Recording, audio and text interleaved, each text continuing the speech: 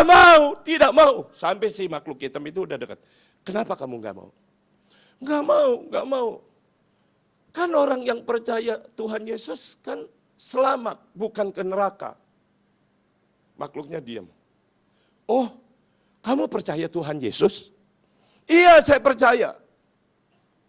Kalau begitu, ada syaratnya. Sebutkan 3 ayat firman Tuhan yang kamu ingat. Sebutkan 3 ayat firman Tuhan yang kamu ingat. Perempuan ini kelabakan, saudara. Dia hampir lupa, blank gitu. Bapak-bapak juga ingat apa firman Tuhan yang masih diingat? Banyak kan orang Kristen gak ingat firman loh. Dia ingat 10 perintah Tuhan, 3 dia ingat. Ingat saya, jangan membunuh, jangan mencuri, jangan berzina. Lalu sunyi, lalu makhluk hitam bilang, bagus, aku tidak jadi membawa kamu. Makhluk itu hilang. Sejak itu perempuan tadi, sungguh-sungguh dia bertobat dan rajin baca Alkitab dan bersaksi kemana-mana. Saudara kalau ketemu makhluk hitam tadi, ditanya 5 ayat firman Tuhan. Banyak hafal, banyak baca Alkitab. Jangan cuma dengar tapi hilang begitu saja. Ini pengalaman. Dan ibu tadi kemana-mana dia bersaksi, memenangkan banyak. Papa sakit, kaget. Sakit apa? Orang gak pernah sakit kok jangan ngedadak sakit. Coba mari mama mau bicara sama papa kamu. Enggak apa-apa mah, sudah diajak ke dokter, sudah pulang ada dokter juga enggak apa-apa. Mama tenang aja.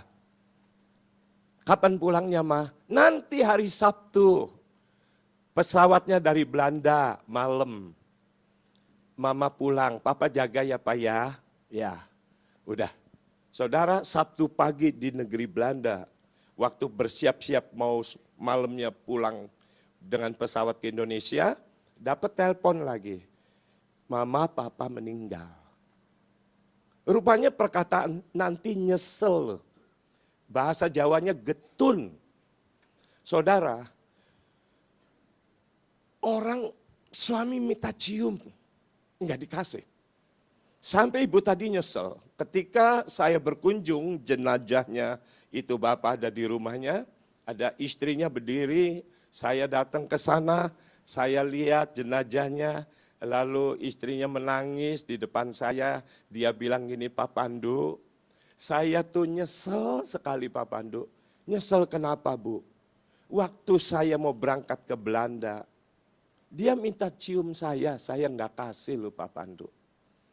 Akhirnya dia meninggal, tapi dia mengeluarkan kata-kata nanti nyesel. Penyesalan yang seperti itu mengganggu pikirannya ibu tadi. Bagaimana dia mau aktif dalam pelayanan? Bagaimana dia mau ikut ambil bagian di dalam memberitakan Injil kepada orang lain kalau pikiran dia diganggu dengan perasaan nyesel?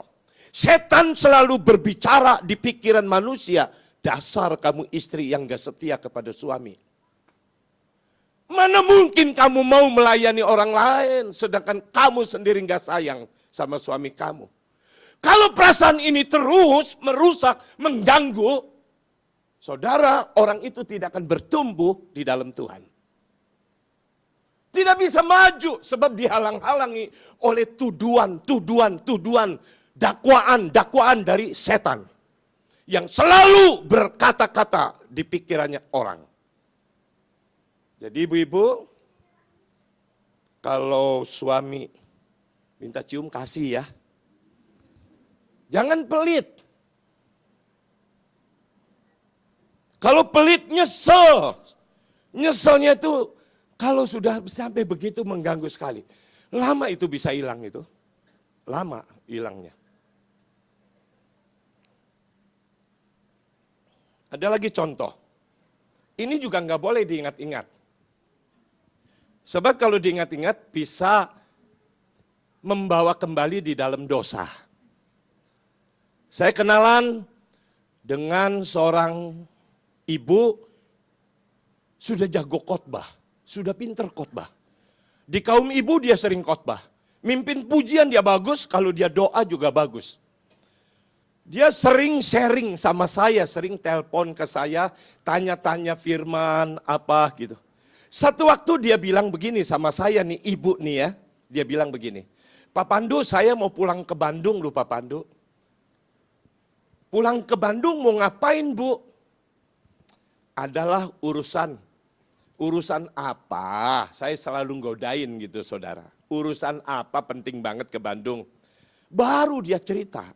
Pak Pandu, di Bandung, dulu sebelum saya menikah dengan suami saya yang sekarang, saya sudah punya anak 2. Dulu saya tuh pacaran sama temen kuliah. Rumah saya itu di pinggir jalan, rumah dia itu di gang belakangnya. Jadi belakangnya tuh hampir ketemu gitu, belakang rumah masing-masing. Sejak saya menikah dengan orang lain, putus sama dia. Dan sejak itu, dia tidak ada di kota Bandung, tidak tahu ada di mana. Sekarang saya dapat kabar, bekas pacar saya ada di Bandung. Dan orang-orang bilang, sejak putus sama saya, belum pernah dia menikah sama perempuan. Sejak putus sama saya.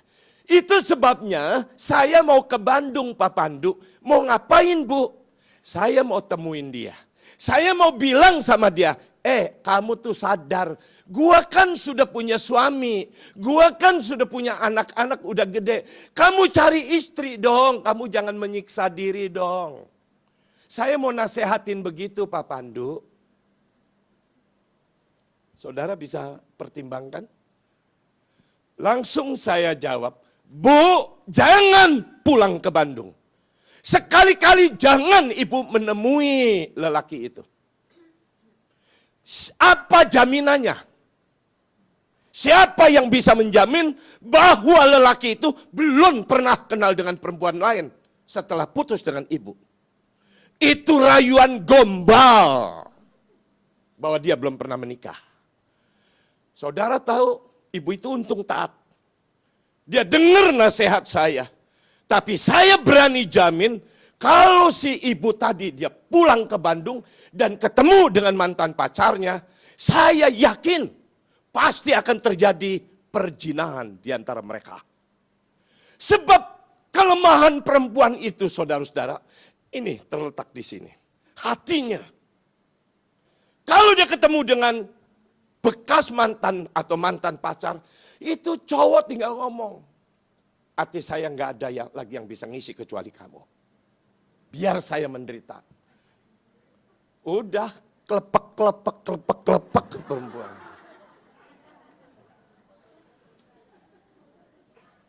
Yakin saudara-saudara, pasti runtuh kekudusan. Oleh karena itu jangan ingat-ingat masa lalumu. Jangan pernah ingat masa lalumu. Tetapi rupanya penyakit ini melanda banyak kaum ibu. Banyak melanda. Karena kesaksiannya saya ini harus satu lagi nih tentang seorang ibu lagi. Hampir mirip. Seorang ibu. Saudara-saudara, tahu rambut saya hitam, disemir. Saya punya langganan kapsalon, istri saya juga langganan sama dia. Dulu dia beberapa puluh tahun yang lalu kapsalonnya kecil. Dikasih itu ruko kecil, dikasih pinjem sama cihunya, cicong yang ngasih pinjem ruko. Lalu dia buka kapsalon, dia tanganin sendiri. Sambil dia jual makanan. Makanan yang digoreng tuh, yang ada cuka hitamnya tuh, saudara dia jualan begitu. Orang sambil potong rambut juga. Ayo dong kamu makan ini dong, digorengin ya, digorengin. Dia pinter jadi untungnya. Nah saudara, dulu mah orangnya sempral-semprul. Tahu sempral-semprul itu bahasa Prancis. Ya. Perempuannya biasa aja, sederhana loh. Tapi sekarang, karena orang tekun semuanya ditangani sendiri, ruko dia udah beli. Ruko besar, 3 lantai. Lantai 1 dibuka buat restoran, lantai 2 kapsalon, saya tetap jadi langganan dia. Satu waktu memang ibu ini beda sama yang dulu, sempral-semprul udah enggak lagi. Sekarang biarpun usianya udah gocap rambutnya saudara. Tadinya rambutnya panjang sebahu, sekarang pendek kayak lelaki itu yang berdiri itu. Wih, ke gereja rajin, tapi rambutnya pang apa namanya itu? Pangrok model. Itu memang kasihan kalau bangsa ibu-ibu yang model gitu, kalau lagi siapa yang mau didoain, wah dia pasti nggak maju ke depan. Sebab kalau didoain pasti ketika pendeta tekan kepalanya pasti bunyi kerpek. Kayak suara apa gitu. Karena rambutnya kaku. Penampilannya saudara, biar usianya sudah setengah abad tapi memang bodinya bagus. Ya dong, boleh dong hamba Tuhan ngomong bodinya bagus. Dia cerita, dia begini, Pak Pandu, masa lu bekas pacar saya nelponin saya melulu. Kadang-kadang lagi nggak ada orang potong rambut, jadi saya terima telepon di tempat tidur, saya baring-baringan di kasur sambil meluk bantal guling. Lama lu Pak Pandu bisa berjam-jam ngobrol sama dia. Karena restoran di bawah yang ngurus suaminya. Ya. Dia begitu. Dia pengen ketemu melulu Pak Pandu, katanya mau nungguin saya di Kelapa Gading. Udah tuh sambil saya dipotong rambut apa segala udah selesai. Waktu saya buka dompet, saya bayar, selesai, saya pesan sama dia. Bu, jangan sekali-kali ibu pergi ke Kelapa Gading buat ketemu dengan lelaki itu, nggak boleh. Ibu harus setia dengan bapak yang jaga restoran di bawah suami ibu. Saudara, dia bilang begini, iya dong Pak Pandu, biar suami saya kayak bulan purnama. Memang dia yang ngomong loh, bukan saya ya. Dia yang ngomong loh. Gemuk, makanya dia duduk di kasir gitu ya. Gitu kata dia. Saya tetap setia sama dia, sebab dia baik betul sama saya. Saya nggak mungkin mengkhianati dia. Nah bagus kalau begitu. Jangan Bu, sebab itu lelaki belum tentu benar. Bohong. Sama lelaki itu perayu, gombal. Ini saya berani khotbah begini karena banyakkan perempuan. Tanya aja waktu saya baru masuk juga, saya bilang kok banyakkan kaum ibunya sih daripada bapak-bapak.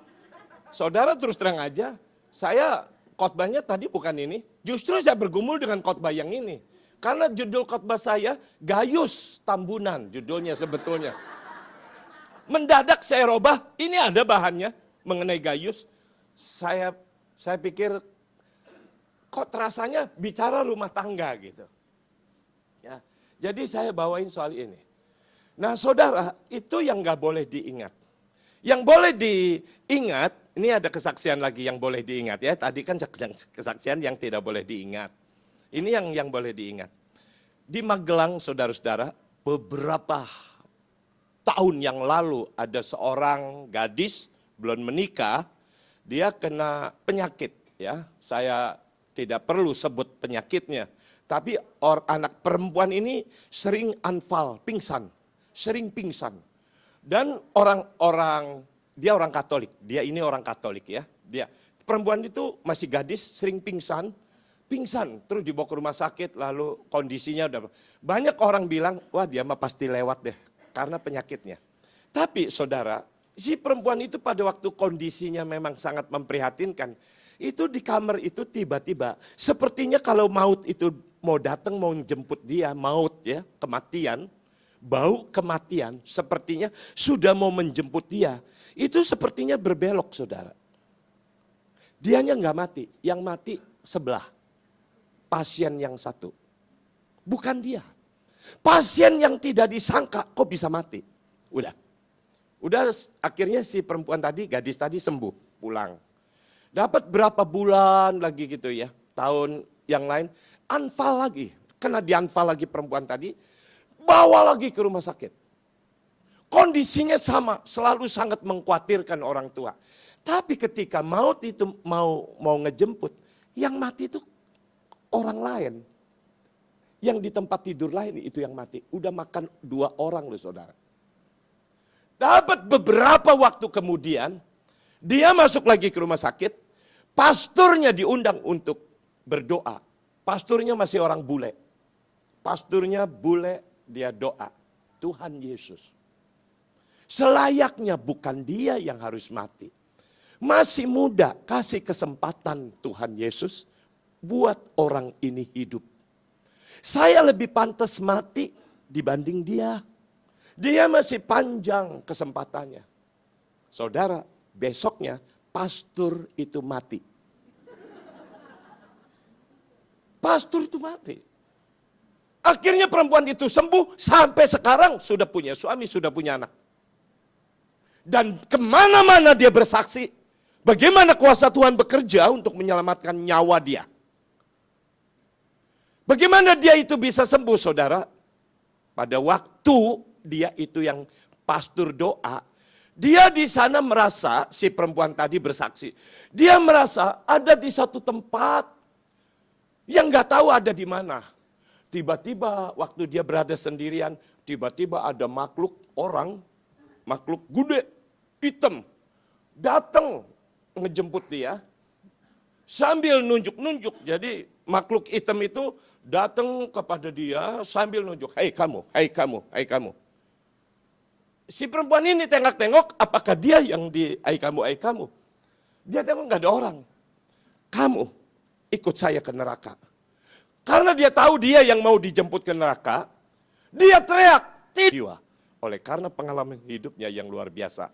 Pengalaman yang seperti itu yang harus dan yang boleh diingat oleh kita. Setiap orang punya pengalaman masing-masing. Tapi perhatikan, ada pengalaman yang bisa membawa kita jatuh dalam dosa.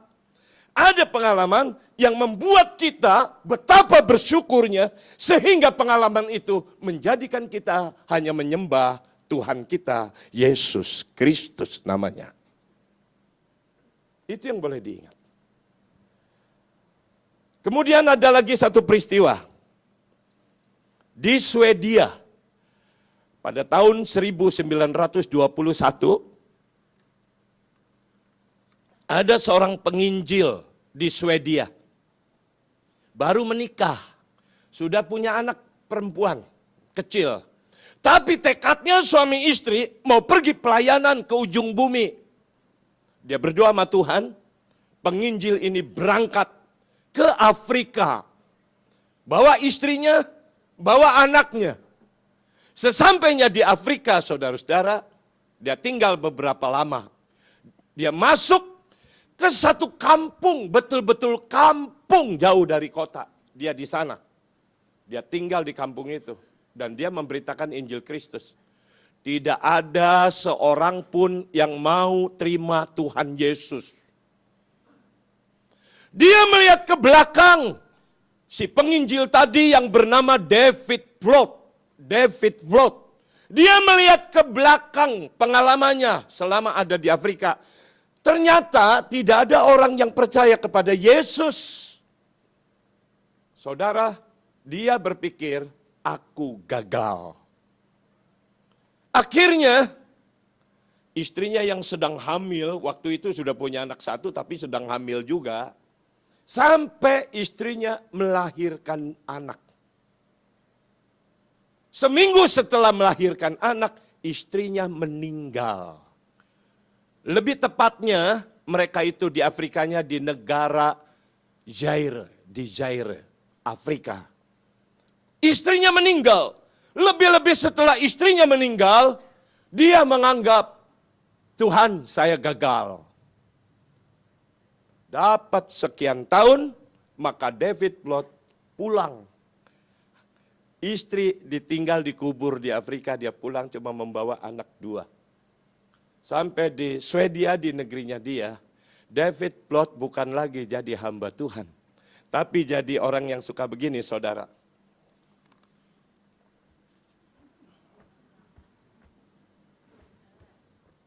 Pemabok. Dia tidak lagi mau dengar nama Yesus diberitakan di telinga dia. Dia jadi pemabok. Bertahun-tahun, dia jadi pemabok. Akhirnya satu waktu, di negerinya, di beberapa kota yang terkenal, di Swedia, kedatangan seorang penginjil dari Afrika kulit hitam. Dan penginjil ini memberitakan Injil Kristus di Swedia. Dan ketika dia sedang khotbah, penginjil ini juga bersaksi. Di Afrika sekarang sudah banyak orang percaya Yesus. Sudah ada sekolah Alkitab, sudah ada sekolah-sekolahan rohani, sekolah-sekolah Kristen, rumah sakit Kristen, semuanya sudah ada. Dan saya diperkenan Tuhan memimpin semuanya itu. Dan saudara biar ketahui, saya terima Yesus oleh karena seorang penginjil dari negeri ini. Yang saya ingat namanya adalah David Plaut. Ketika nama itu disebut, beberapa orang jemaat kenal bahwa David Plaut itu seorang pemabok, dulunya seorang penginjil. Maka dicarinya itu David Plaut. Ketemu. Sudah tidak mabok lagi sih, tapi kondisi udah tua. Dibawa David Plaut. Baru ada di pintu gerbang, pendeta yang lagi khotbah. Turun jemput itu pendeta. Jemput itu David Plaut. Dipeluk saudara-saudara. Ternyata David Plaut kalau dia melihat ke belakang, dia pikir dia gagal dalam pelayanan. Tetapi kalau kita kembali membaca di dalam Yesaya tadi saudara. Apa yang dikatakan oleh firman Tuhan? Lihat aku hendak membuat sesuatu yang baru. Yang sekarang sudah tumbuh. Belumkah kamu mengetahuinya? Sesungguhnya Tuhan membuat sesuatu yang baru. Yang sekarang sedang tumbuh. Seringkali kalau saudara melihat ke belakang, saudara merasa saya tidak bisa apa-apa. Tetapi sesungguhnya Tuhan itu sayang di dalam buat kehidupan kita. Ada sesuatu yang baru di dalam kehidupan saudara-saudara. Yang Tuhan sedang buat. Jadi jangan pernah memikirkan bagaimana anak menantu saudara nanti. Pasti Tuhan memberkati.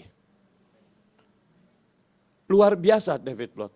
Dia dulu berpikir dia gagal. Tetapi sesungguhnya ada anak kecil rupanya waktu itu. Yang percaya Tuhan Yesus di Zaire. Rupanya dia nggak perhatiin itu anak kecil. Dia percaya, dia dengerin waktu David Plaut cerita tentang Tuhan Yesus. Dia dengerin. Tapi David Plaut nggak pikir, ngapain? Saya menginjil buat orang-orang dewasa. Anak kecil nggak dianggap. Nggak taunya anak kecil ini akhirnya jadi hamba Tuhan.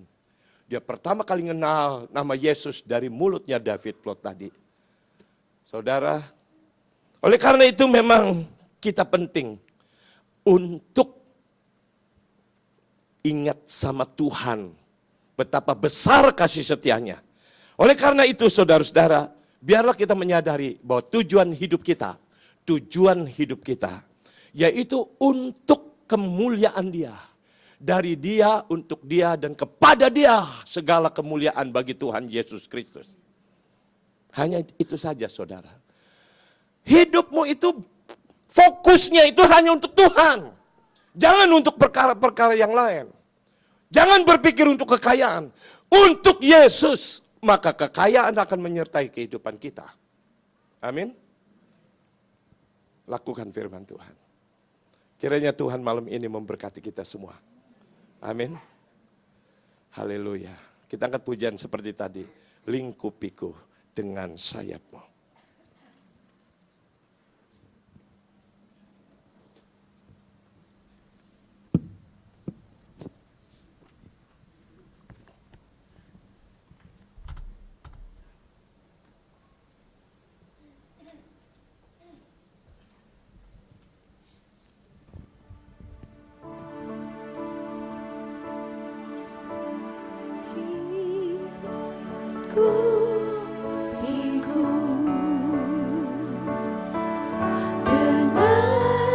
Mari kita bangkit berdiri.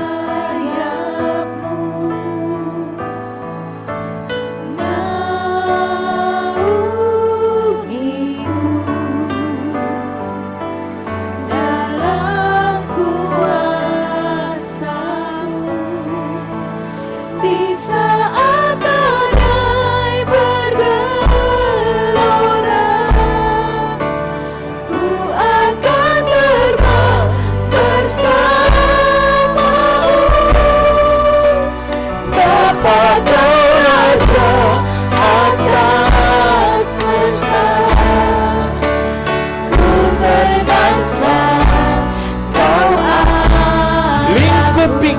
dengan sayap